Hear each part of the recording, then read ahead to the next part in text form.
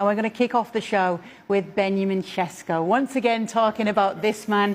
The reports are stating that new bids have come in from both Manchester United and Newcastle United. But Craig, if we take the Manchester United angle here, it feels as though the general consensus on this panel is that even with Šeško in that Manchester United team, that's not enough to finish in the top half of the table next season. Top half? Top half.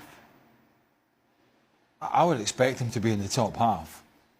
I mean, if they're not in the top half, even with just signing Mbemo, then Ruben Amorim has to go. I mean, they were not in the top half last year because they had this horrendous run. I mean, I thought you caught me off guard there, because I thought you were going to say, I did. I said not in the top half. I thought you were going to say not in the top six. And so what's the best they could do with him? Well, they've signed Mbemo, they've signed Cunha, and they may sign Šeško. That doesn't paper over the other deficiencies in the team. You could look at the full-back area, you could certainly look at a centre-half position, and you definitely 100% could look at the middle of the park. That being said,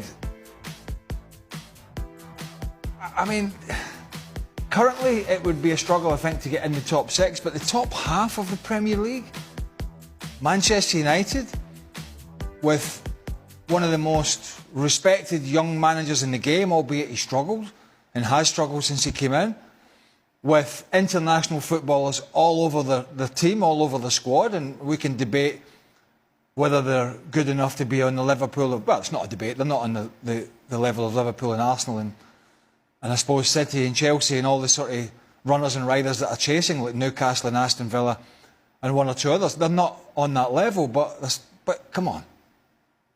Top 10 in the league? Yeah. If they're not in the top 10 in the league, even with the signings, then he has to go.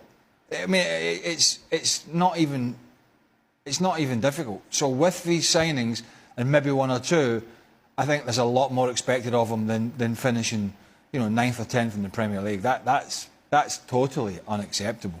So, Jan, with varying degrees of optimism, if Benjamin Šeško is to come in at Manchester United, what are your thoughts on how he'll translate a player coming from the Bundesliga to the Premier League, this player in pretty much focus here?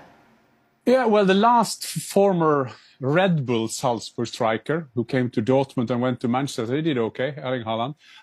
So Šeško, he's a kind of same player, but I don't expect him to go all that in, but he's a great player. He has to adjust, as every other foreigner needs to do when they come to a new